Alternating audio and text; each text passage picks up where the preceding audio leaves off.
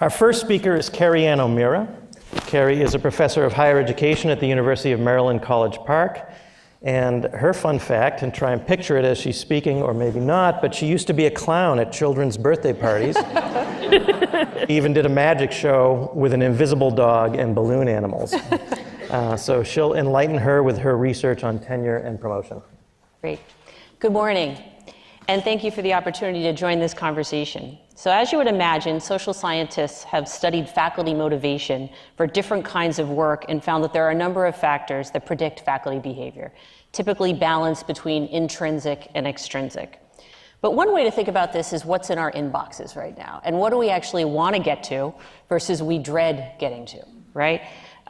So which things do we want to respond to and why that stimulate us intellectually? Maybe it's things where we have relationships, where we have commitments, where we have experience, where we do well. There are a lot of feedback loops that are coming in those things that we're attracted to. So with apologies for oversimplifying in 4 minutes, I want to focus on 3 factors especially likely to influence scientists and engineers communicating their work to public audiences and policymakers. With each factor, I'm going to highlight a few practical ways that different groups are trying to integrate science communication in creative and what I would call sticky ways into faculty careers. So you see these 3 factors here: identity and socialization, agency and self-efficacy, and recognition. So identity and socialization, we're all the products of our academic parents and the process by which we came to be academics. Scholars talk about graduate student socialization as acquiring knowledge, skills, orientations within our disciplines and fields, and as well as to our institutions. So if doctoral students do not get opportunities to develop the knowledge and skills of science communication, if they don't see that this work is valued by their academic mentors and peers, they won't develop an orientation toward it. Therefore, to encourage more faculty to become involved, we need more socialization toward this type of work in graduate school. Since I'm a local Terp at the University of Maryland, I'll utilize an example close to home of the Language Science Center at the University of Maryland. Psycholinguist Colin Phillips is PI of an NSF-funded NRT grant to help doctoral students develop stronger identities and agency as interdisciplinary researchers who can communicate their science to broader audiences. And they do this in a variety of different ways: policy internships, exposing students to policy related to their areas of study, opportunities to meet with Congress, writing workshops for broad audiences. They hold a language science day, interaction with professionals in the fields. They do outreach with high school linguistics classes. And so students in this program have to practice explaining their work, zooming in and zooming out for lay and interdisciplinary audiences, and they receive feedback to improve their approach and style. And they also receive strong role modeling and signals from their faculty that science communication is part and parcel of being an excellent scholar in their field. The second factor is agency and self-efficacy. And so agency has been defined in many social science and across humanities fields. In using the word agency, I'm talking about strategic perspectives and actions to accomplish a goal. And in this case, I mean communication to public audiences. By self-efficacy, I'm drawing on Bandura, which is when we feel like we have the stuff necessary to succeed in a new or an ongoing venture.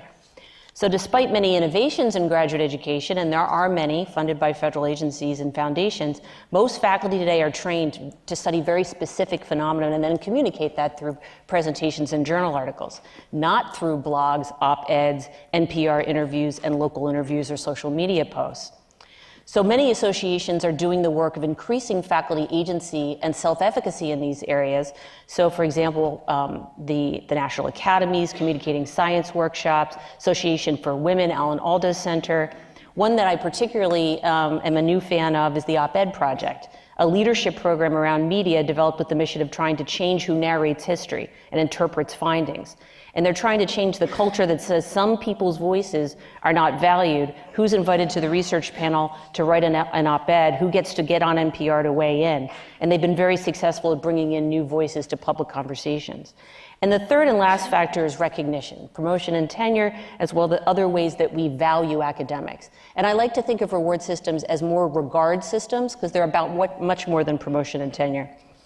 So we all know that a number of things have happened. I'll just highlight 3. One are modified criteria for promotion. When someone comes in, and science communication is a major thing that they do, it gets written into their criteria.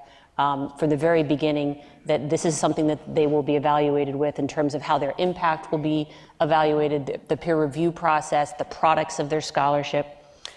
Those same things have been written into promotion and tenure reform, as was just said. And of course, many institutions have started to create awards and track various kinds of high impact engagement. So in sum, if we want to engage more faculty in science communication, we need to better prepare graduate students for the role and help foster it as part of their identity.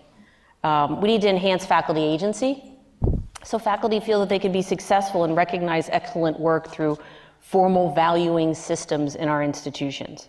We also need to make sure implicit biases and existing reward systems don't privilege some voices over others, so there can be full participation and voice in who's invited to the table, who's recognized at that table for joining these important conversations.